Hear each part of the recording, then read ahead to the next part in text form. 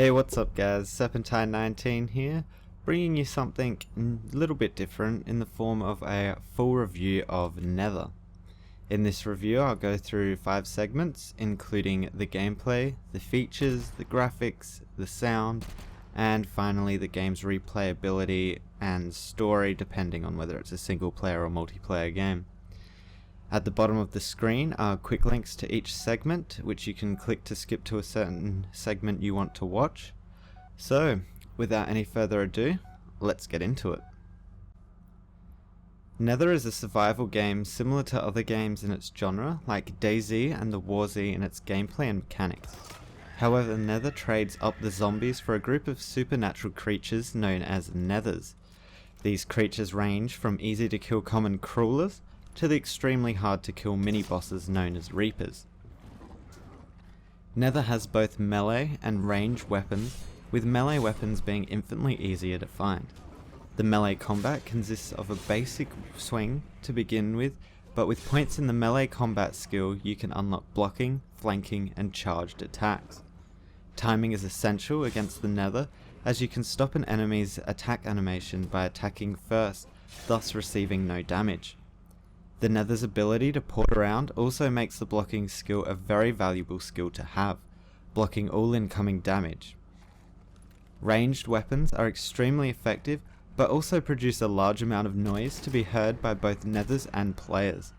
Ammo consumption is also a problem to consider when deciding whether or not to use your guns, as ammo is not easy to find, nor when you find it is it numerous. The loot in the game can generally be found in every second building if it hasn't already been looted by another player already.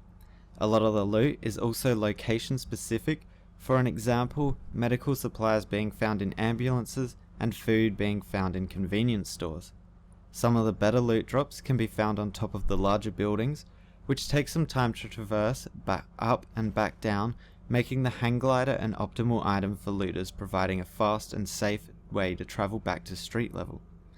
You can only carry so many items in your backpack, so sometimes you do have to pick and choose the items to keep with you depending on their size and weight.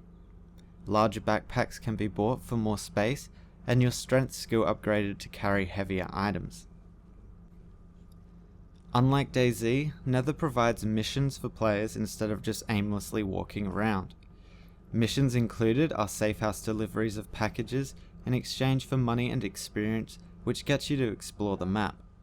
Escort missions, which usually requires teamwork as the person carrying the escort package can't fight and the package also makes an audible beep that attracts surrounding Nether.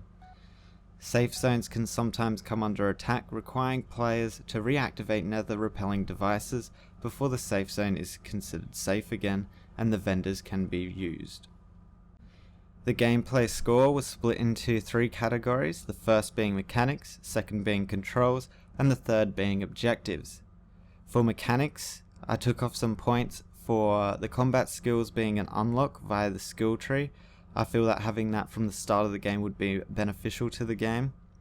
The crafting system, while it is in the game, it is fairly poor.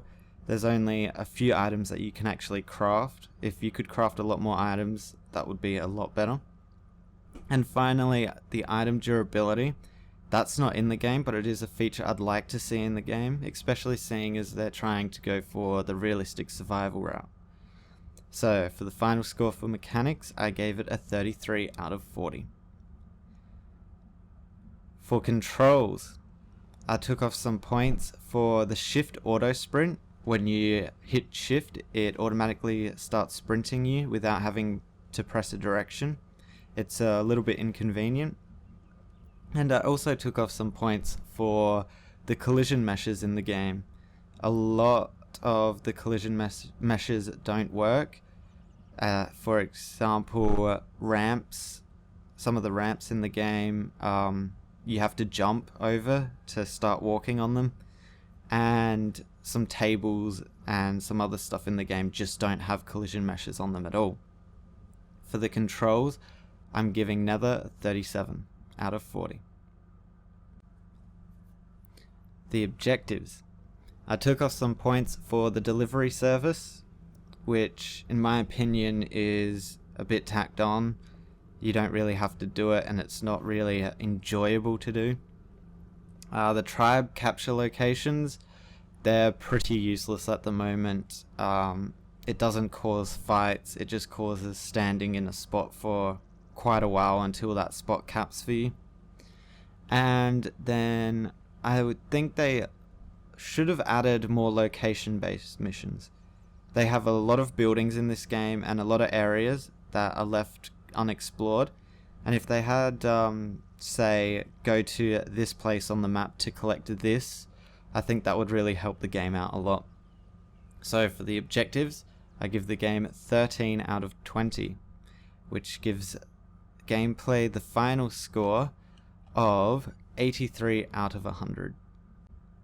Nether is a single purchase game, however there is an in-game premium currency as well as free currency. Premium currency is available to use instead of free currency to purchase character customization items.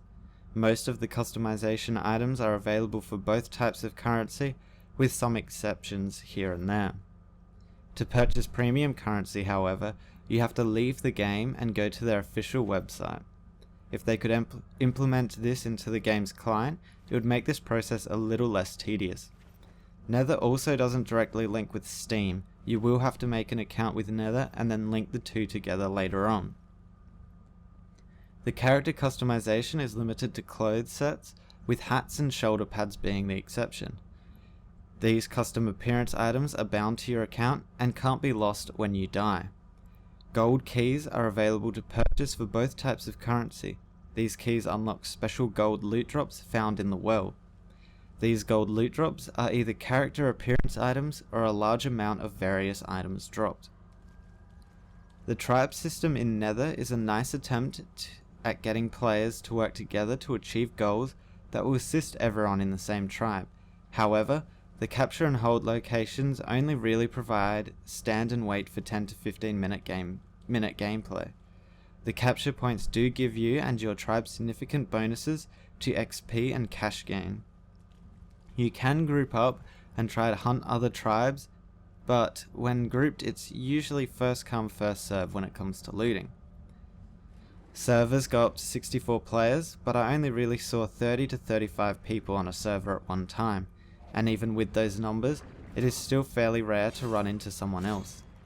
With more players though, the loot becomes more uncommon, with other players going around looting it before you, but it also drops the number of Nether encounters, as the other players that have gone through before you have killed them too. The features score will only be one score, it's not divided up into groups, so I'll go through where I took some points off. The main part I took points off for was the tribe system. The tribes almost has no purpose. While you do gain some benefits like gold and XP boosts, it doesn't feel like it's a good feature or that it was a feature that they'd spent time on. The customization, while you can customize your own character, you never see it unless you're in the character selection screen, and I think that's a bit of a loss. I think a third person mode would be beneficial there, so that you can actually see the stuff you've purchased on your person. The premium purchase outside of the game is really annoying. If they could somehow put that into the actual game instead of chucking you out into your browser to purchase, that would be a lot better. The Steam linking is also another problem. If the game could just link straight to your account without having to go to the Nether site and registering an account there, that would also be really nice. The gold key system they've got in the game is just unpleasant. When you're searching for loot and you come across one of the gold loot drops and you can't access it, it's fairly annoying. Either they need to make the gold keys open any loot box with the extra drop chance, or just remove the gold keys altogether. There's no stat tracking in the game, so you can't track how many kills you've got, how long you've survived for your current run. While it does pop up that you've got an achievement for surviving 30 minutes or something, there's not like a screen you can go to see that. You can't change your individual pieces of clothes in the customization, except for obviously what I mentioned before, the masks and the shoulder pads.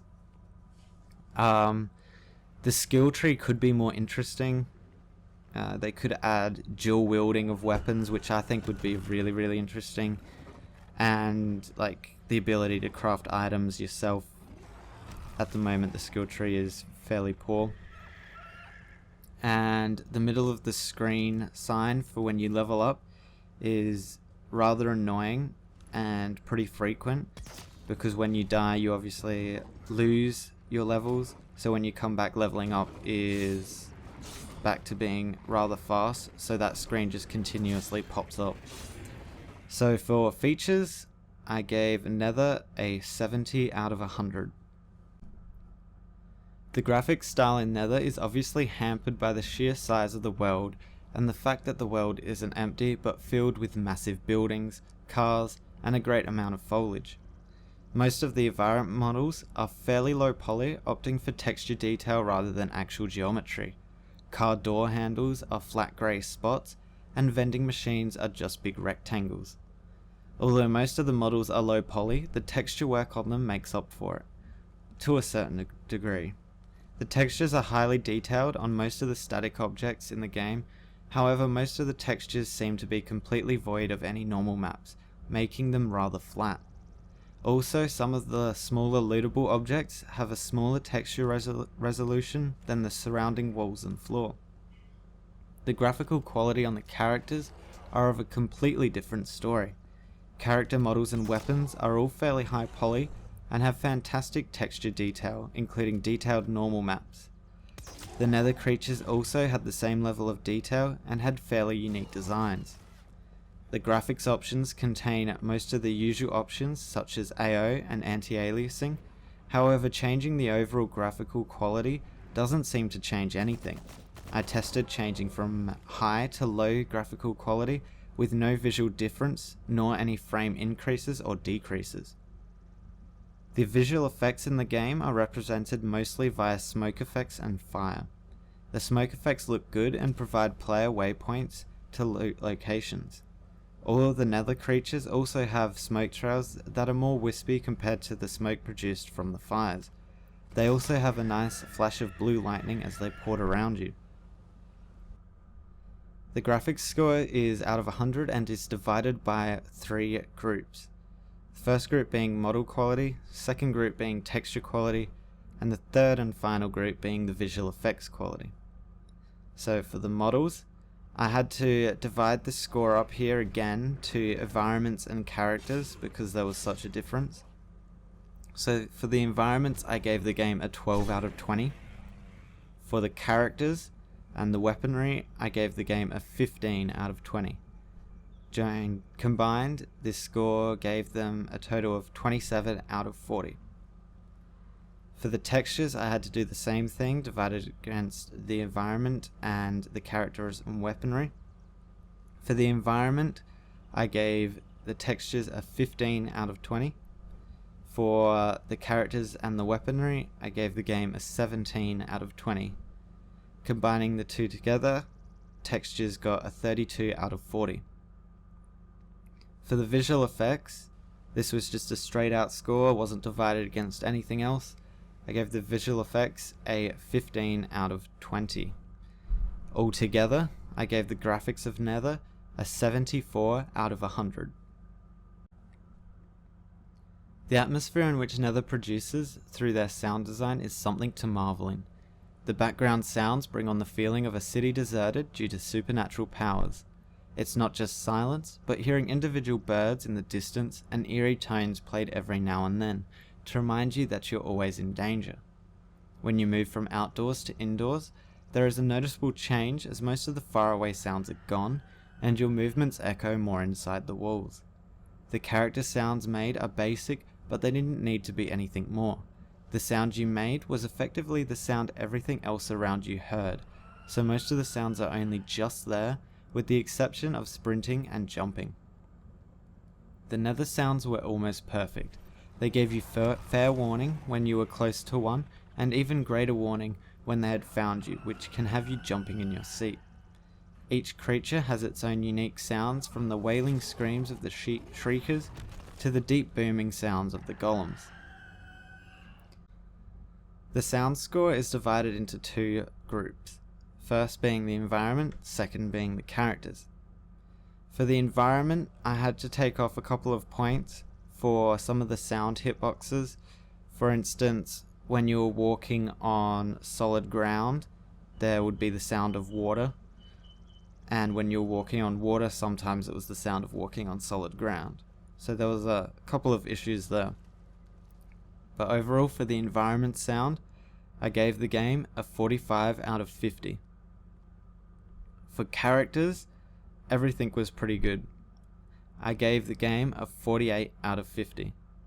Combined, I gave the sound design of Nether a 93 out of 100.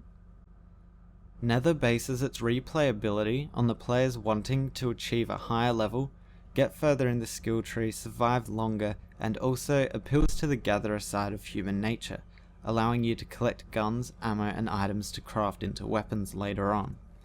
The map is decently sized and will take some time to explore the map in its entirety. However, there is quite a lot of empty space once you leave the city side. The game will have you coming back every now and then for your true survival experience, but doesn't have an absolute hook that will have you drawn into it for a long time. The tribes feature was put in place to create more of an objective in the game, but doesn't add to the replayability of the game. It could be changed and added upon, however, to become a massive draw for the game, but the system is just lacking so much right now. For the final score for the replayability of Nether, I gave the game a 65 out of 100. Finally, to wrap it all up, for the game's gameplay, I gave the mechanics a 33 out of 40. For the controls, a 37 out of 40. For the objectives, a 13 out of 20. Gave the game an overall gameplay score of 83 out of 100. For the game's features, I gave the game a 70 out of 100. For the game's graphics, I gave the models a 27 out of 40. The textures, a 32 out of 40. For the visual effects, a 15 out of 20. Giving the game an overall score in the graphics, a 74 out of 100. For the sound design, I gave the game's environment a 45 out of 50. For the characters, a 48 out of 50. Giving the sound's overall score a 93 out of 100. For the game's replayability, I gave it 65 out of 100. These all averaged out together to give the game a total score of 71 out of 100. That score is for the technical side of the game, so I thought I'd give a personal opinion score to the game as well. While the game was fun while I was discovering new items, fighting new enemies, and discovering new places, the game however turned into a rather simple hunter and gatherer simulator. There are some features in the game that could easily change this, including the tribe system, but is currently lacking. I see Nether as a game I would occasionally come back to and play every now and then, not a game I would devote countless hours to. For my personal opinion score, I give Nether a 6.5 out of 10. That's it, thanks for watching, like, subscribe and comment, and I'll see you guys next time.